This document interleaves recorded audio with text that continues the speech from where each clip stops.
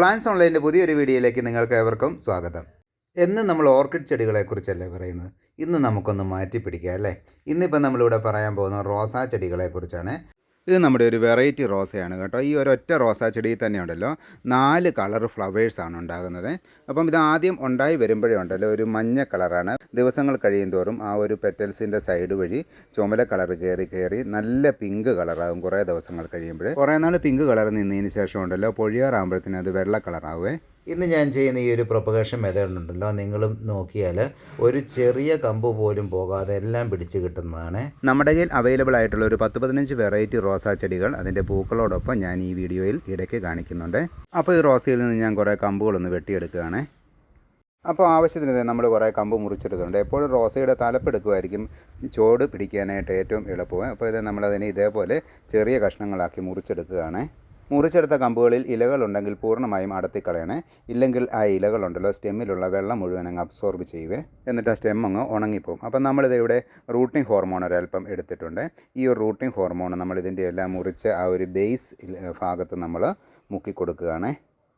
ഇതൊരു പൗഡറായിട്ടാണ്. ഇനിയിപ്പോൾ routing powder ഇല്ലായെങ്കിൽ നിങ്ങൾക്ക് ഇവിടെ ഇൻഫെക്ഷൻ ഉണ്ടാവാതിരിക്കാനായിട്ട് വേണമെങ്കിൽ നിങ്ങൾക്ക് നമ്മുടെ കറുവാപ്പട്ടയുടെ പൊടി വേണേലും മുക്കി കൊടുക്കാം. റൂട്ട് ഡെവലപ്പ് ചെയ്യും, ഇൻഫെക്ഷൻ ഉണ്ടാവാതെ ഇരിക്കുവേ. നമ്മളീ പറയാൻ പോകുന്ന രീതിയിലുണ്ടല്ലോ പ്രൊപ്പഗേഷൻ ചെയ്ത് കഴിഞ്ഞാൽ നമ്മൾ 10 കമ്പ് വെച്ചാൽ 10ഉം ചോട് പിടിച്ച് കിട്ടുന്നതാണ്. അപ്പോൾ ഇത് നമ്മളെല്ലാ കമ്പും തന്നെ നമ്മൾ റൂട്ടിംഗ് ഹോർമോൺ മുക്കിയിട്ടുണ്ട്. ഇത് നമ്മുടെ അവസാനത്തെ കമ്പാണ് കണ്ടോ, എല്ലാം മുക്കിയിട്ടുണ്ട്. ഇനി നമുക്ക് അതിൻ്റെ ആ ടോപ്പ് എൻഡ് ഉണ്ടല്ലോ, ആ ടോപ്പ് എൻഡിൽ ഒരല്പം സാഫിൻ്റെ പൗഡർ പുരട്ടി കൊടുക്കാവേ. അതിൽ ഇൻഫെക്ഷൻ ഒന്നും വരാതിരിക്കാൻ വേണ്ടിയാണ് കേട്ടോ. സാഫ് പോലുള്ള ഫംഗിസൈഡുകൾ നിങ്ങളുടെ കയ്യിലില്ലെങ്കിൽ ഉണ്ടല്ലോ ആ ഒരു മുറിപാടിൽ നമുക്ക് മെഴുകുതിരി ഉരുക്കി തേച്ച് കൊടുക്കാം. അല്ലെങ്കിൽ നമുക്ക് കറുവാപ്പട്ടയുടെ പൊടി തേച്ച് കൊടുത്താലും മതിയേ. അപ്പോൾ സാഫിൻ്റെ പരിപാടി കഴിഞ്ഞപ്പോൾ ലാസ്റ്റ് കമ്പ് നമ്മൾ സാഫ് മുക്കിയിട്ടുണ്ട്. അപ്പം ഇനി നമുക്ക് അടുത്തതായി ഇതിനായിട്ടൊരു ചട്ടി എടുത്തുകൊണ്ട് വരാം. ചട്ടി എടുക്കുമ്പോൾ നമ്മളൊരല്പം പൊക്കമുള്ള ചട്ടി എടുത്തേക്കുന്നത്. ഇതേപോലെ ഹോൾസൊക്കെ ഉള്ള ഒരു പൊക്കമുള്ള ചട്ടിയാണ് എടുത്തേക്കുന്നത്. പൊക്കമുള്ള ചട്ടി എടുക്കുന്നതുകൊണ്ടുള്ള ഗുണം എന്തെന്ന് ചോദിച്ചാൽ, പൊക്കമുള്ള ചട്ടി ആകുമ്പോൾ നമ്മൾ വെള്ളം ഒഴിക്കുമ്പോൾ ഉണ്ടല്ലോ ടോപ്പ് ലെവൽ സോയിലുണ്ടല്ലോ അളിഞ്ഞു കുഴഞ്ഞ് നിൽക്കുകയല്ലേ. ഇനി അതിൻ്റെ അടിയിലേക്ക് നമ്മൾ ഈ നമ്മുടെ ഗാർഡൻ സോയിലുണ്ടല്ലോ, ഗാർഡൻ സോയിൽ, ടോപ്പ് സോയിൽ ഒന്നും തന്നെ ചേർക്കാതെ, മിക്സുകളൊന്നും തന്നെ ചേർക്കാതെ ചരലിൻ്റെ അംശമുള്ള ടോപ്പ് സോയിൽ നമ്മളിതിലേക്ക് ഫില്ല് ചെയ്ത് കൊടുക്കുകയാണ്. വേറൊന്നും ആർട്ടിഫിഷ്യലായിട്ടൊന്നും ചേർക്കുന്നില്ല, ഒരു വളവോ പൊടിയോ ഒന്നും ചേർക്കുന്നില്ല. അങ്ങനെ ചേർത്ത് കഴിഞ്ഞാൽ ചിലപ്പോൾ അതിൻ്റെ കണ്ടൻസ് കൂടുതലാണെങ്കിൽ നമ്മുടെ റോസായുടെ സ്റ്റെമ്മ് ചീയാനായിട്ട് ഇടയാവുക.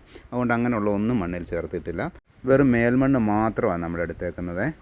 ഇനി ഈ മേൽമണ്ണുണ്ടല്ലോ നമ്മൾ ഒരുമാതിരി ടൈറ്റായിട്ട് ഫില്ല് ചെയ്യുകയാണ്. അതിനായിട്ട് നമ്മളൊരു കമ്പി എടുത്തിട്ട് നമുക്കിത് ഇതേപോലെ ഇങ്ങനെ കുത്തി കൊള്ളിച്ച് കൊടുക്കാം. അപ്പോൾ ഒത്തിരി ടൈറ്റായിട്ട് ഫില്ല് ചെയ്യേണ്ട, ചെറിയ രീതിയിൽ ഒന്ന് ടൈറ്റായിട്ട് ഫില്ല് ചെയ്ത് കൊടുത്താൽ മതിയേ. അപ്പോൾ നമ്മുടെ ആ ഒരു പ്രോസസ്സും കഴിഞ്ഞിട്ടുണ്ട്. അതിനിടയ്ക്കല്ലാതെ നമ്മുടെ പൂച്ചക്കുട്ടൻ നമ്മളെ ഡിസ്റ്റർബ് ചെയ്യാൻ വരുന്നുണ്ട്. അപ്പോൾ അവനും ഇതൊക്കെ കണ്ടു പഠിക്കാൻ വരുന്നതാണ് കണ്ടോ.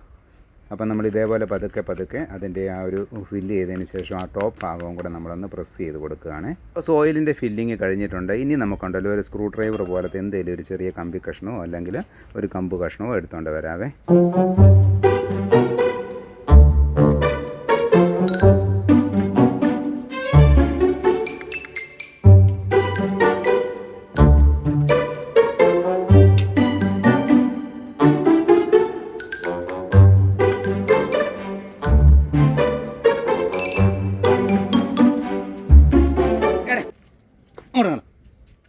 ഇനി സ്ക്രൂ ഡ്രൈവറിനുണ്ടല്ലോ നമുക്കൊരു 2 ഇഞ്ച് താഴേക്ക് ഇത് മിക്സിൽ ഇങ്ങനെയുള്ള ചെറിയ കുഴികളുണ്ടാക്കി കൊടുക്കാവേ.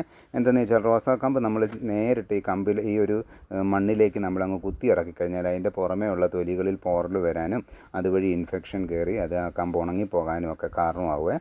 അങ്ങനെ ഒരു പ്രശ്നമുണ്ട് റോസായ്ക്ക്. അതുകൊണ്ട് നമ്മൾ ഇതേപോലെ ചെറിയ കുഴികൾ ഉണ്ടാക്കി കൊടുക്കണേ. ഇനി നമുക്കിതിലേക്ക് ഓരോ റോസാ ചെടിയായിട്ട് എടുത്ത് നടാവേ. അപ്പോൾ നമ്മളിത് നടാനായിട്ട് എടുക്കുമ്പോൾ ഇതിൻ്റെ ചോടും തലഭാഗവും നമുക്ക് മാറിപ്പോകല്ലേ. അപ്പോൾ നമ്മൾ ഈ ചോട് ഭാഗത്താണ് നമ്മൾ റൂട്ടിംഗ് ഹോർമോൺ പുരട്ടിയത്, ഫംഗിസൈഡ് പുരട്ടിയത് മുകൾ ഭാഗത്താണ്. അപ്പോൾ അത് നോക്കി തന്നെ നമ്മൾ ഈ ഓരോ കുഴിയിലേക്കും ഓരോന്ന് എടുത്ത് വയ്ക്കുകയാണ്. അപ്പോൾ ഇത് നമ്മുടെ കമ്പുകളും നമ്മൾ നട്ട് കഴിഞ്ഞിട്ടുണ്ട്. വീഡിയോ ലെങ്തി ആകാതിരിക്കാനായിട്ടാണ് നമ്മളിത് ഓടിച്ച് വിട്ടത് കേട്ടോ. നട്ടതിന് ശേഷം ഉണ്ടല്ലോ ഈ ഓരോ സ്റ്റെമ്മിൻ്റെയും ആ ഒരു ചോടുണ്ടല്ലോ നമ്മൾ കുഴിച്ച കുഴി, ആ ഭാഗം നമ്മൾ പ്രസ് ചെയ്തൊന്ന് ഉറപ്പിച്ച് കൊടുക്കുകയാണ്. സ്റ്റെമ്മിനോട് ചേർത്ത് ഉറപ്പിച്ച് കൊടുക്കുകയാണ്. ഇനി ഇതിലേക്ക് നമുക്കുണ്ടല്ലോ ഫംഗിസൈഡോ കെമിക്കലുകളോ ഒന്നും ചേരാത്ത പ്യുവറായിട്ടുള്ള വെള്ളം നമുക്ക് സ്പ്രേ ചെയ്തൊന്ന് നനച്ചു കൊടുക്കാവേ. നമ്മളിവിടെ ഒന്നും ചേരാത്ത പ്യുവറായിട്ടുള്ള കിണർ വെള്ളമാണ് ഒഴിച്ചു കൊടുക്കുന്നത്. വെള്ളം ഒഴിച്ചതിന് ശേഷം ഉണ്ടല്ലോ നമ്മളൊരു 1 മണിക്കൂർ ഈ ചട്ടിയെ വെറുതെ ഇങ്ങനെ വെച്ചിരിക്കുകയാണ്. എന്താണെന്ന് ചോദിച്ചാൽ അതിലെ വെള്ളം എക്സസ് ആയിട്ടുള്ള എല്ലാം വാർന്നു പോകാനാണ്. അതിനുശേഷം നമ്മളിത് ഇതേപോലെ ഒരു പ്ലാസ്റ്റിക് ഷീറ്റ് എടുത്തിട്ടുണ്ട്. ഈ കൂട് ഒരല്പം വെള്ളം ഒഴിച്ച് നമുക്കൊന്ന് കഴുകിയെടുക്കാം. എന്തെന്ന് വെച്ചാൽ കൂടിലൊരു ജലാംശം നിലനിർത്താനായിട്ടാണ്. ഇനി ഈ കൂട് കൊണ്ടുണ്ടല്ലോ ഈ ചട്ടിയെ ഒന്ന് കവർ ചെയ്ത് നമുക്ക് ഇതിനെ ശരിക്കും ഒന്ന് കെട്ടിവെക്കാം. എന്തിനെന്ന് ചോദിച്ചാൽ ഈ ഒരു ചട്ടിക്കുള്ളിൽ ഈ ഒരു റോസാ കമ്പുകൾക്ക് ആവശ്യത്തിനുള്ള ഹ്യൂമിഡിറ്റി കിട്ടാൻ വേണ്ടിയാണ്. അങ്ങനെ കിട്ടിയെങ്കിൽ മാത്രമേ എല്ലാ കമ്പും നല്ല രീതിയിൽ പൊട്ടി മുളയ്ക്കുകയുള്ളൂ. അതിനായിട്ടാണ്. ഇനി നമുക്ക് ഇതേപോലൊരു പ്ലാസ്റ്റിക് നാട എടുത്ത് ഈ ഒരു പ്ലാസ്റ്റിക്കിനെ മുറുക്കി കെട്ടിക്കൊടുക്കാം. കമ്പ് കിളിർപ്പിക്കുന്ന ഏത് ചെടിയാണേലും നമ്മൾ നടാൻ നേരം ഇതേ രീതിയിൽ ചെയ്ത് കഴിഞ്ഞാൽ എല്ലാം തന്നെ മുളച്ച് കിട്ടുന്നതാണ്. നമ്മൾ നഴ്സറികളിലൊക്കെ വലുതായിട്ട് നമുക്ക് ഇങ്ങനെ ഹ്യൂമിഡിറ്റി മെയിൻറ്റെയിൻ ചെയ്യേണ്ട ചെറിയ എന്താ പറയേണ്ട ഒരു കൂടാരമുണ്ട്. അപ്പോൾ അതിനുള്ളിലാണ് നമ്മൾ ഇങ്ങനെയുള്ള കാര്യങ്ങൾ മെലസ്റ്റോമ പോലെയുള്ള ചെടികളും മറ്റ് ചൈനീസ് ബോൾസും കമ്പ് കിളിർക്കുന്ന ചെടികളെല്ലാം തന്നെ നട്ട് അതിനുള്ളിലാണ് ഹ്യൂമിഡിറ്റിക്ക് വേണ്ടി അവയെ സൂക്ഷിക്കുന്നത്. എന്തായാലും ഈ ഒരു വീഡിയോ ഞാൻ ഇന്ന് തന്നെ ഒന്നും അപ്ലോഡ് ചെയ്യുന്നില്ല. ഒന്ന് വെയിറ്റ് ചെയ്യുകയാണ്. എന്താണെന്ന് ചോദിച്ചാൽ നമ്മളിന്ന് നട്ട ഈ ചെടിയുണ്ടല്ലോ ഇത് ഒന്ന് പൊട്ടിക്കെളുത്തതിന് ശേഷം ആ വീഡിയോയും കൂടി ഉൾപ്പെടുത്തിക്കൊണ്ട് നമുക്ക് വീഡിയോ കംപ്ലീറ്റ് ചെയ്യാം. ഒരു കമ്പാരിസൺ കൂടെ നടത്തിക്കൊണ്ട് നമുക്ക് കംപ്ലീറ്റ് ചെയ്യാം എന്ന് വിചാരിക്കുന്നത്. അപ്പോൾ ഇതിനെ ഈ പാഫിയോപീഡിയത്തിനിടയ്ക്കോട്ട് എടുത്തൊക്കെ ഈ പാഫിയോപീഡിയ എല്ലാം ഓർഡർ വന്നതാണ് കേട്ടോ. കൊടുക്കാനായിട്ട് എടുത്ത് വെച്ചേക്കുന്നതാണ്. ഇത് കൂടിയ റേറ്റിൻ്റേതാണ്. അപ്പോൾ നമ്മൾ ഓഫർ ഇട്ട പ്ലാന്റുകളെല്ലാം കൂടിയ റേറ്റിൻ്റേതാണ്. അപ്പോൾ ഇത് ഈ ഒരു ഭാഗത്ത് ഇരിക്കട്ടെ. ഇത് ഇനിയിപ്പം നമുക്കൊരു 10-20 ദിവസം കഴിഞ്ഞിട്ട് ഇതിൻ്റെ ഗ്രോത്ത് നോക്കാവേ. എന്തായാലും ജസ്റ്റ് ഒന്ന് കമ്പയർ ചെയ്ത് നോക്കാനായിട്ടുണ്ടല്ലോ ഇതേപോലൊരു ചട്ടിയിൽ പ്ലാസ്റ്റിക് ഇട്ട് കവർ ചെയ്യാതെയും കൂടെ നമ്മൾ കുറേ റോസാ ചെടികളൊന്ന് വെച്ച് നോക്കുകയാണ്. ഞാൻ ആദ്യം പറഞ്ഞ റോസാ ചെടികളെ പരിചയപ്പെടുത്താവേ.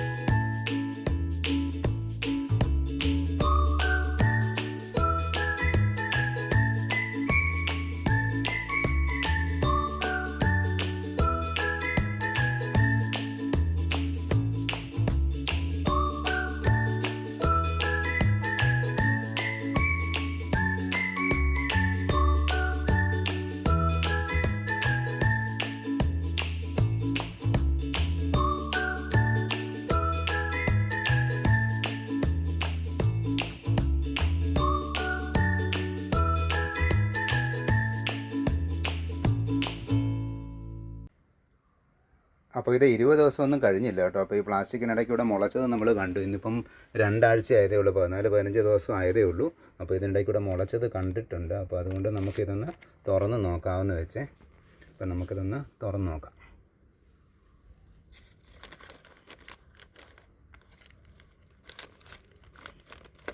ഒറ്റ കൈ കൊണ്ട് മൊബൈൽ പിടിച്ച് വേറൊരു കൈ കൊണ്ട് ഇതിങ്ങനെ കട്ട് ചെയ്യുമ്പോൾ ഇത് വലിയ പാടാണ്. നമ്മൾ ഇതുണ്ട്, ഇതിനകത്ത് ഹ്യൂമിഡിറ്റി കണ്ടോ, ഹ്യൂമിഡിറ്റി കാരണം കണ്ടോ വെള്ളം കെട്ടി നിൽക്കുന്നത് കണ്ടോ. അപ്പോൾ അതെല്ലാം തന്നെ ഉണ്ട്. ഇനിയിപ്പോൾ കിളുക്കാനുണ്ട് കേട്ടോ, ഈ ഒരെണ്ണം കിളുക്കാനുണ്ട്, പക്ഷേ പോയിട്ടില്ലതേ. ഇവിടെ നിന്ന് ചെറിയൊരു മുളപ്പ് വരുന്നുണ്ട്. ചട്ടി ഒന്ന് കറക്കി തിരിച്ച് വെച്ചാൽ പിന്നെയും പഴയപടി തന്നെ നമുക്ക് വെക്കണം. ആ ഒരു പൊസിഷൻ മാറാൻ പാടില്ല. ഇതുണ്ട്, ഇവിടെ ഒരു മുളപ്പ് വരുന്നുണ്ട്, അതും കിളുക്കുന്നുണ്ട്. പിന്നെ ഇതിൽ ഇവിടെ ഒരു മുളപ്പ് വരുന്നുണ്ട്. കണ്ടോ, ഇത് കിളുക്കാനുണ്ട്. അതിന് നടുക്കൊരെണ്ണം വരുന്നുണ്ട് കേട്ടോ. ഇവിടെ ആയിട്ടൊരു മുളപ്പ് വരുന്നുണ്ട്. അതിനും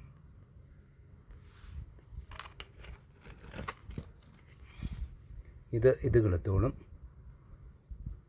ഇത് കിളുത്ത് പൊങ്ങിയിട്ടുണ്ട്. ഇപ്പം എല്ലാ സ്റ്റെമ്മും തന്നെ നമ്മുടെ കിളുത്തിട്ടുണ്ട്, ഒന്നുപോലും കിളുക്കാതിരുന്നിട്ടില്ല. അപ്പോൾ ഇത് നമുക്ക് ആ പഴയ പൊസിഷനിൽ തന്നെ എങ്ങനെയാണോ ഇരുന്ന് ആ ഒരു പൊസിഷനിൽ തന്നെ വെക്കാതെ ഈ ഒരു സ്റ്റെം ഇങ്ങോട്ടാണ് ഇരുന്ന് അതേ പൊസിഷനിൽ തന്നെ നമ്മൾ വെക്കാം. ഇതുണ്ട്, അതിൻ്റെ കൂടെ അന്ന് തന്നെ നമ്മൾ വെച്ച ഒരു സെറ്റ് റോസയാണ്. കണ്ടോ, അതിൻ്റെ ഒരു പരുവം കണ്ടോ. ഇതിൽ കിളുക്കാനുള്ള സാധ്യത എന്ന് പറഞ്ഞു കഴിഞ്ഞാൽ ഈ മുള കിളുക്കാനായിട്ട് സാധ്യതയുണ്ട്. പക്ഷേ കണ്ടില്ല, അതിൻ്റെ വലിപ്പം കണ്ടോ, ഇത് കിളുക്കാൻ സാധ്യതയുണ്ട്. പിന്നെ ഇതൊക്കെ കിളുക്കാനായിട്ട് സാധ്യതയുണ്ട്. ബാക്കി ഇത് നമ്മുടെ പോയ സ്റ്റെമ്മുകളാണ്. കണ്ടോ, ഈ സ്റ്റെം പോയി, ഈ സ്റ്റെം ഉണങ്ങിപ്പോയി, ഈ സ്റ്റെം ഉണങ്ങിപ്പോയി, ഈ സ്റ്റെം ഉണങ്ങിപ്പോയി. ഇനി ആകെ 3 സ്റ്റെമ്മേ ഇതിനകത്ത് ഉണങ്ങാതെ ഉള്ളൂ. കണ്ടോ, കമ്പാരിസൺ കണ്ടോ. അപ്പോൾ ഈ ഒരു പാത്രത്തിൽ നോക്കി 4 സ്റ്റെം ഉണങ്ങിപ്പോയി. ഇതിനകത്ത് കണ്ടോ, ഒരൊറ്റ സ്റ്റെമ്മ് പോലും ഉണങ്ങിയിട്ടില്ല. അതാണ് വ്യത്യാസം കേട്ടോ. ഇനി ഇപ്പോഴും നമ്മളിതിന് ഫെർട്ടിലൈസറും കാര്യങ്ങളും ഒന്നും കൊടുക്കണ്ട. ഈ മേൽമണ്ണി നല്ല രീതിയിൽ വളവും കാര്യങ്ങളും ഉണ്ട്. അതുകൊണ്ട് നമുക്ക് പ്രത്യേകിച്ചൊന്നും കൊടുക്കേണ്ട കാര്യമില്ല. ഇനിയിപ്പം നമ്മളൊരു ഒരാഴ്ചയും കൂടെ കഴിഞ്ഞിട്ട് ഇതിനെ നമ്മൾ റീപോർട്ട് ചെയ്യുവേ. അപ്പോൾ റീപോർട്ട് ചെയ്യുന്ന ഒരു ടൈം ആകുമ്പോഴത്തേക്കും നമുക്ക് ഒരു വീഡിയോയും കൂടെ എടുക്കാം.